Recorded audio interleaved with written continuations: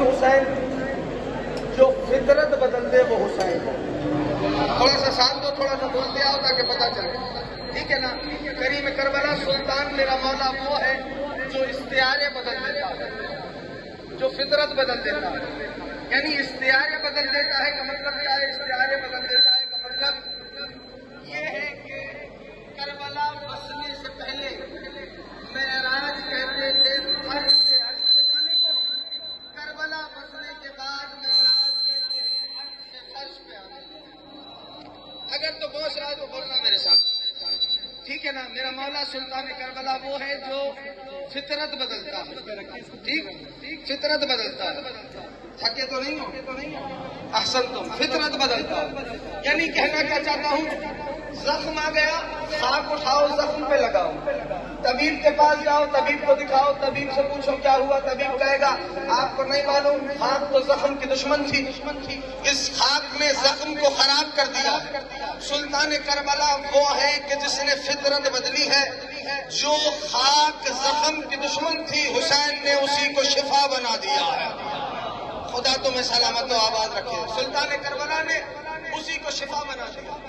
زمانہ درک کرے اور اس بات کو باور کرے اور اس بات کو سمجھے کہ آپ کن کی بارگاہ میں، یہ ہستیاں کون سی ہستیاں، بس ایک بات اور عبادت مکمل۔ جہاں سلطان کربلا کا روزہ ہے، روبرو سلطان کربلا کے روزے کے روبرو ایک اور ہستی کا روزہ ہے۔ اس ہستی کو علمدار حسینی کہتے ہیں۔ یعنی اب اگر تو حق عباس سمجھنا چاہتے ہو تو اس کو یوں سمجھ لو کہ حسین جیسی ہستی کے دربار کے سامنے الگ سے جس ہستی کا دربار سجایا جاتا ہے اسے عباس کہتے ہیں، اسے ابوالفضل العباس، یا علی مولا احسن تم، رب آپ کی حاجتوں کو پورا فرمائے، اسے ابوالفضل العباس کہتے ہیں۔ اگر تو سمجھنا چاہتے ہو کہ حق عباس کیا ہے، ٹھیک ہے نا؟ تو ایک سوال ہے کہ وہ کون سا ایسا موقع تھا کہ جہاں بنت رسول نے ابوالفضل کو اپنا بیٹا کہتے؟ سوال ہے۔ 11 ہجری میں پاک سیدہ کی شہادت، ٹھیک ہے؟ 26 ہجری میں ابوالفضل العباس کا مولود، 11 ہجری 26 ہجری میں فرق ہے۔ اس کا مطلب یہ ہے کہ بی بی کی حیات ظاہرہ میں ابوالفضل العباس دنیا میں تشریف نہیں لائے، ٹھیک ہے نا؟ تھوڑا ساتھ دو میرا، ایسا ہے یا نہیں؟ تو جب شہزادی کی ظاہری حیات میں ابوالفضل العباس تشریف نہیں لائے تھے تو پھر کون سا ایسا موقع ہے کہ جہاں پر بنت رسول نے عباس کو اپنا بیٹا کہہ دیا؟ سوال قائم ہو گیا، ٹھیک ہے نا؟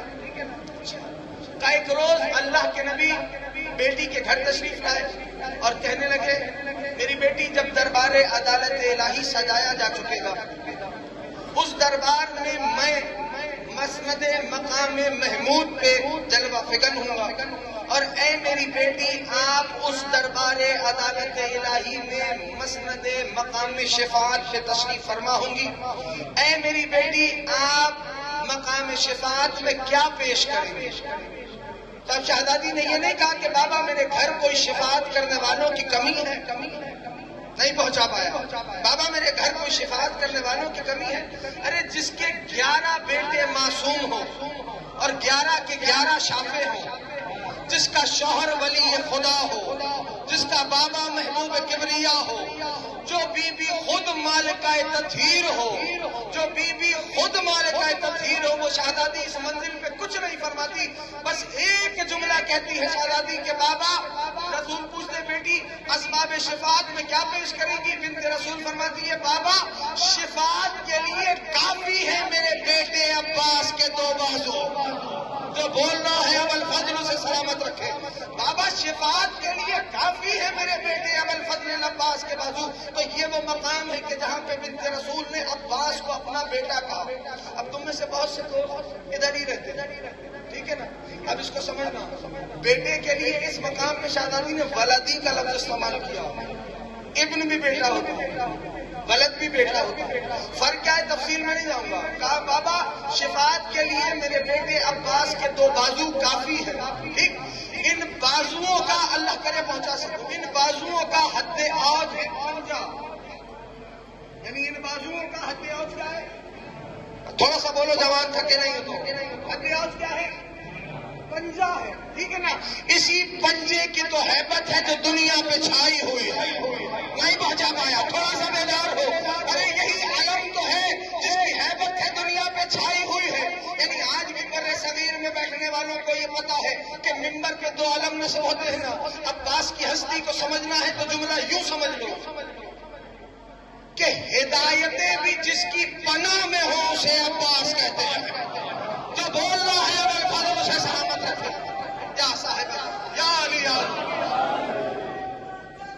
صلی اللہ محمد نانا. جتنا بلند ابوالفضل کا مقام ہے اتنا بلند درود بھیجو محمد آل محمد. احسنتم صلی اللہ محمد. یعنی ہدایتیں جس کی پناہ میں ہو اسے عباس کہتے ہیں. یہ کوئی خطابت نہیں ہے, یہ کوئی مبالغہ آرائی نہیں ہے. ہدایتیں جس کی پناہ میں ہو اسے عباس کہتے ہیں. یعنی ابوالفضل عباس. ممبر پہ کیا دیکھا ہے تم نے؟ دو علم نصب ہوتے ہیں ممبر پہ. بولو دیکھا ہے نہیں دیکھا؟ دو علم جب ممبر دیکھتے ہو تو ممبر پہ دو علم نصب ہوتے ہیں. یہ دو علم کیوں نصب ہوتے ہیں؟ کا مجلس شہ کی حفاظت کے لیے. مجھے نہیں پتا کہ تم لوگ شعر کیسے سنتے ہو. مجلس شہ کی حفاظت کے لیے ممبر پر دو علم نصب ہیں عباس کے ہاتھوں کی طرح.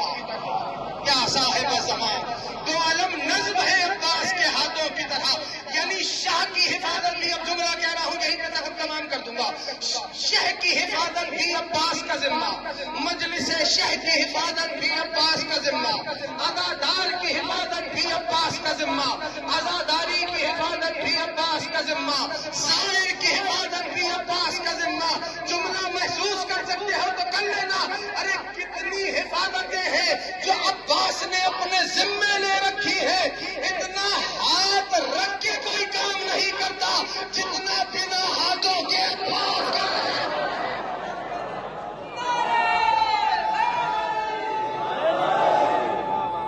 ہاتھ رکھ کے کوئی کام نہیں کرتا.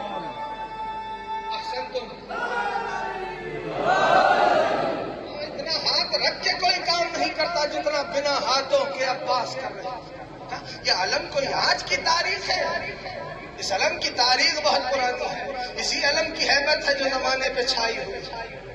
یہی علم ہے, یہی پنجہ ہے, اسی کی ہیبت ہے جو آج دنیا پہ چھائی ہوئی. یعنی علم کی تاریخ اگر دیکھو گے تو پہلا علم جنت سے آیا تھا اور رسول نے. اچھا یہ صرف تنا اس مقام پہ نہیں ہے, اس مقام صرف اس حد تک کی بات نہیں ہے. اس سے پہلے تاریخ میں علم رسول نے علی کے لیے سجایا تھا. ذہن میں ہے, واقعہ سنانے کی ضرورت نہیں. ہاں, اور کیا کہا تھا رسول نے؟ کلمہ, بولو جس کو پتا ہے کلمہ. خیبر میں کیا کہا تھا؟ کلمہ مرد کو علم دوں گا جو کرار ہوگا, غیر فرار ہوگا, اللہ اور رسول کو دوست رکھتا ہوگا, اللہ اور رسول اسے دوست رکھتے ہوں گے, وہ پلٹے گا نہیں جب تک اللہ اس کے دونوں ہاتھوں پہ فتح نہ لکھ دے. مجھے نہیں پتا اس مقام پہ رسول نے علمدار کے دونوں ہاتھوں کا تذکرہ کیا. بلند ہو, اب ذرا گنو یہ صفتیں. جملہ آخری کہہ رہا ہوں, صفتیں گنو. رجل ہوگا, کرار ہوگا, غیر فرار ہوگا, اللہ اور رسول کو دوست رکھتا ہوگا, اللہ اور رسول اسے دوست رکھتے ہوں گے, وہ پلٹے گا نہیں جب تک اللہ اس کے دونوں ہاتھوں پہ فتح نہ لکھ دے. کتنی صفتیں ہوئی؟ کتنی ہوئی؟ بولنے پہ پابندی نہیں ہے, بول دو. کتنی صفتیں ہوئی؟ احسن تم 5 صفتیں ہوئی نا. اب مجھ سے جملہ سن لو بھائی. کربلا میں علم پہ پنجہ ہو یا نہ ہو, ہم نے خیبر کی روایت دیکھ کر علم پہ پنجے کو نصب کر دیا تاکہ زمانے والوں کو بتا سکے ارے جن میں یہ 5 صفتیں نہیں ہوتی علم انہیں نہیں دیا جاتا.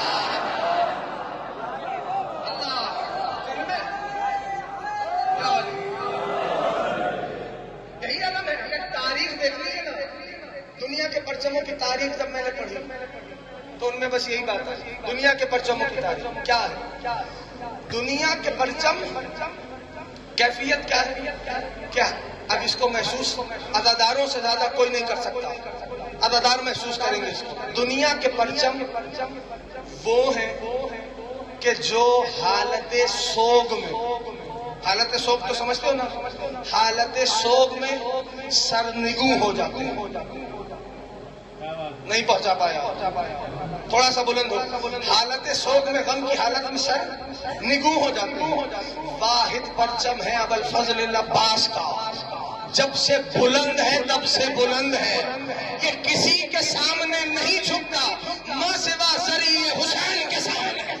اگر تو پہنچا سکا کہ دنیا کے پرچم ہیں، ان کی تاریخ دیکھو. یعنی ہندو مذہب میں پیپل کا جو درخت ہوتا ہے نا، وہ بڑا معتبر ہے. یعنی اگر اس کی شاخیں بھی ہوں تو اسے کاٹا نہیں جاتا کسی کے رستے میں آ رہی ہو. لیکن اگر تاریخ عزاداری یہ ہندوستان آپ پڑھو گے نا تو آپ کو پتا چلے گا پیپل کا درخت ہندوؤں کے لیے بہت معتبر ہے. لیکن کیا اگر اس شاہراہ سے عباس کا علم گزر رہا ہو تو وہ اس کی شاخ کو کاٹ دیتے ہیں. پتا چلا عباس کے علم کے مقابل پہ کسی کا مذہب نہیں آتا. آخری جملہ ہے اور محسوس کرو، مجھے اجازت دے دو. ٹھیک. تیسری بات کیا؟ دنیا کے پرچموں کی سرحدیں ہوتی ہیں. نہیں پہنچا پایا نا، جو تھک گئے ہو ٹھیک ہے، جملہ سن لو. دنیا کے پرچموں کی سرحدیں ہیں علی مولا، علی مولا یا علی. دنیا کے پرچموں کی سرحدیں ہیں. یہ سرحدیں پتہ ہے کیوں ہیں؟ کربلا میں کھڑے ہو کے خیمگاہ میں یہ جملہ کہہ رہا ہوں تاکہ تمہیں جب یاد آئے تم لطف لینا. کیفیت کیا ان پرچموں کی سرحدیں کیوں ہیں؟ اس لیے کہ ان پرچموں کا جو سرحدیں ہیں، اس سرحد کا ایک حاکم ہے. جہاں تک اس حاکم کی حکومت جاتی ہے وہاں تک اس پرچم کی سرحد جاتی ہے جو بول رہا ہے حسین سلامت رکھے. یعنی ہر پرچم کی سرحد ہے، سرحد کا ایک حاکم ہے. جہاں تک اس حاکم کی حکومت ہے وہاں تک اس پرچم کی سرحد ہے. اگر یہ بات طے ہو گئی، یہ دنیا کے پرچموں کی کیفیتیں ہیں. سرحد کا حاکم ہے، جہاں تک حاکم کی حکومت ہے وہاں تک پرچم کی سرحد ہے. اب بتاؤ، سوچ کے یہ بات، اگر یہی فارمولا، یہی اصول ہے تو میرے عباس کا علم دنیا کے ہر کونے میں جا کے بتاتا ہے دیکھو میرے حسین کی حکومت کہاں کہاں. بس دوستو، علم ابوالفضل عباس کہاں کہاں ہے پتہ ہے تمہیں؟ عزاداروں کے گھروں کی چھتوں پہ، عزاداروں کے عزاخانوں میں، اور اگر عزاخانوں میں اور گھر کی چھت پہ نہیں، کہیں نہ ہو، عزادار کے دل میں. عزادار کے دل میں کیوں ہے پتہ ہے؟ کیونکہ معصوم نے فرمایا کہ عزادار کے دل میں قبر حسین ہے. شب جمعہ بیٹھے 2 جملے سنو بس. عزادار کے دل میں قبر حسین ہے. ہاں، تاریخ نے ایک واقعہ لکھا، بس یہی واقعہ سن اور یہی مسائل ہو جائے. گریے میں شرمانا نہیں، ایسے گریہ کر لینا کہ زمانے کا امام راضی ہو جائے. نہیں پتا کہ سانسیں کب بے وفائی کر جائے، نہیں پتا کہ کون سی شام زندگی کی آخری شام ہو جائے. تاریخ نے یہ لکھا کہ شام میں ایک عیسائی اپنی بیٹی اور اپنی زوجہ کے ساتھ موجود تھا. 2 جملے کہوں گا کل مصائب کے، اسی کو مقدمہ مصائب سمجھ لینا، اسی کو مصائب سمجھ لینا. اس کے پاس زاد سفر ختم ہو گیا تھا. زاد سفر تو سمجھتے ہو نا، یعنی سفر کا خرچ اس کے پاس نہیں بچا تھا. تو اس نے یہ سوچا کہ حاکم کو کوئی تحفہ دیتا ہے تو حاکم جو ہے اسے تحفے میں جب قبول کرے گا تو کوئی شے انعام میں کچھ رقم دے دے گا تو اس کا زاد سفر معین ہو جائے گا. شرما کے بخل کر کے نہ رونا، بس سمجھ لو بات کو. اس عیسائی نے کیا شکار ہرنی کا، زندہ ہرنی، اس کو لیا، گلے میں رسی ڈالی، لے کے چلا. مورخ یہ لکھتے ہیں کہ ایک شام کا واقعہ ہے جس کو سمجھ میں آئے تو پھر پرسے میں شرمانا نہیں. کا ایک مقام تک ہرنی آئی اور ایک مقام پہ آ کے ہرنی جم کے کھڑی ہو گئی. جس کو سمجھ آئے گا وہ گریہ کرے گا. جم کے کھڑی. اس نے ہر کام کوشش کر لی کہ ہرنی کو آگے بڑھائے، لیکن ہرنی آگے بڑھنے کا نام نہیں لیتی. چلو میں آسان کر کے ایک لفظ کہتا ہوں، جانتے ہو وہ مقام کون سا ہے کہ جہاں ہرنی جم کے کھڑی ہو گئی؟ تاریخ نے لکھا وہ زندان شام تھا. ہائے کر کے رونے والوں، مادر سادات تم سے راضی رہا. وہ زندان شام تھا. اس نے ہر کام کوشش کی، ہرنی کے گلے کی رسی کو ڈھیلا کیا کہ شاید آگے بڑھ جائے، آگے نہیں بڑھتی. تاریخ یہ لکھتی ہے کہ ہرنی نے، وہ عیسائی کہتا ہے، ہرنی نے جو زندان میں تھا نا، جو زندان میں تھا، ہرنی نے انہیں فصیح زبان میں سلام کیا، اور ہرنی نے کہا السلام علیک یا ابن رسول اللہ، اے رسول خدا کے بیٹے آپ پہ سلام۔ اور ہرنی نے اس قیدی سے جو زندان میں تھا اس سے کچھ باتیں کی۔ عزیزانو، تاریخ یہ کہتی ہے کہ عیسائی یہ سب دیکھ کے، مورخ یہ لکھتا ہے، علامہ مجلسی نے یہ بات لکھی اپنی کتاب میں، مورخ یہ کہتا ہے کہ عیسائی حیران ہو گئے اور آیا تیزی سے اشارہ کرنا، کوشش کرنا مجھے اوریاں لفظ نہ کہنے پڑے، تم اشارہ سمجھ لو۔ تاریخ نے لکھا کہ آیا وہ زندان کے قریب تو اس نے کیا دیکھا، اللہ کرے تم سمجھ لو تو میں 2 جملے اور کہوں، ہمت ہو جائے۔ اس نے کیا دیکھا عیسائی نے دیکھا کہ زندان میں نا امامے کا ایک جلا ہوا کپڑا ہے۔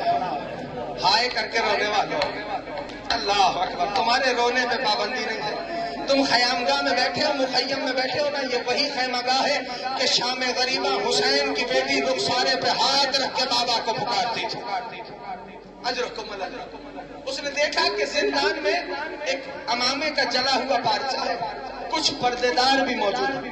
عیسائی بڑا حیران ہوا، کہنے لگا یہ سب کیا ماجرا ہے، آپ کون ہیں اور یہ ہرنی کس طرح آپ سے کیا بات کر رہی ہے، آپ سے کیا کہا اس ہرنی نے؟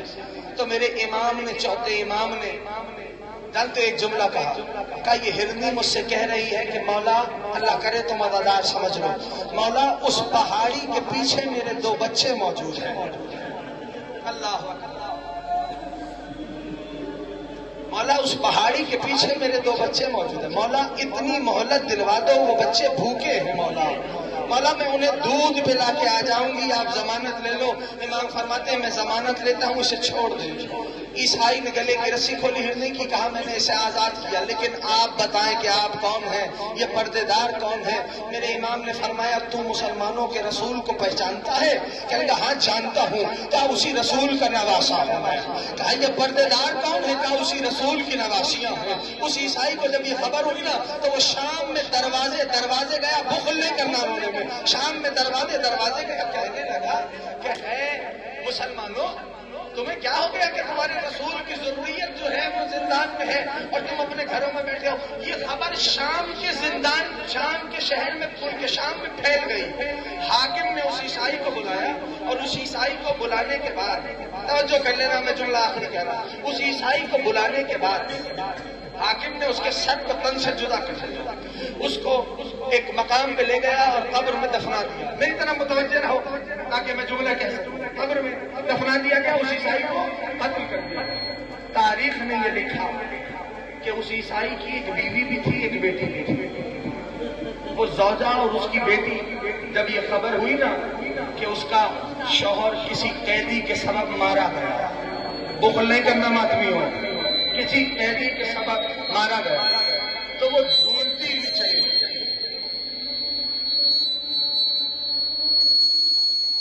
ڈھونڈتی بھی چلی۔ جب اس کو خبر ہوئی تو وہ زندان تک پہنچا۔ جملے سن لو میری طرف دیکھ کے، جہاں تک جیسی آواز آ رہی ہے، وہ زندان تک پہنچا۔ وہ زندان تک پہنچا۔ زندان میں اس نے کیا منظر دیکھا مجھے نہیں پتا، جتنی مولا نے قوت دی ہے میں اس قوت سے بیان کرتا ہوں۔ زندان میں اس نے کیا دیکھا کہ وہی ایک جلا ہوا امامے کا پارچہ، کہنے لگی، اس کی عیسائی کی زوجہ کہنے لگی کہ آپ کے سبب ہمارا ایک ہی سہارا تھا، وہ بھی ہم سے چھین لیا گیا۔ تو میرے امام نے یہ جملہ سنا، باعزاز اطاعت میرا مولا زندان سے باہر آیا، اس قبر تک آیا جہاں اس عیسائی کو دفنایا گیا تھا، پر مولا نے یہ واقعہ میں نے اس جملے کے لیے سنایا ہے۔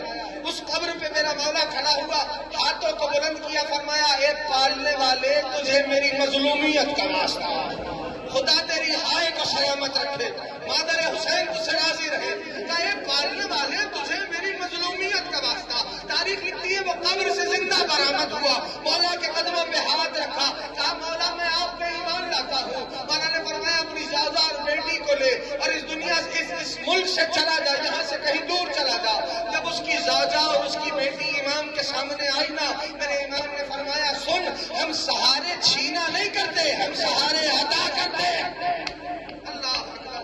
ہاں دادا، یہ تو تم جانتے ہو نا کہ شام میں جب حاکم نے مولا کو بلایا تو میرے مولا نے شرائط بیان کی، جو جیتا ہے شرط وہ بیان کرتا ہے نا۔ میرے مولا نے فرمایا کہ پہلے ہمیں مکان فراہم کیا جائے، ہم اپنے شہیدوں پہ رو لیں، جی کھول کے روئے نہیں۔ دوسری شرط یہ ہے کہ ہمیں ہمارے شہیدوں کے سر واپس کیے جائیں۔ تیسری شرط یہ ہے کہ لوٹے ہوئے تبرکات واپس کیے جائیں۔ عزاداروں، مکان فراہم ہو گیا، مکان فراہم ہو گیا۔ جانتے ہو مصائب، اب میں جملہ کہوں گا جو کربلا اس سے بات ہی نہیں ہے، جو کربلا سن کے گزر جاتا ہے، بات اس سے ہے جو کربلا محسوس کرتا ہے۔ اس مکان میں کوئی مصائب پڑھنے والا نہیں تھا۔ ہائے کر کے رو رہے ہو نا، بنت حسین تمہیں دعائیں دیں گے۔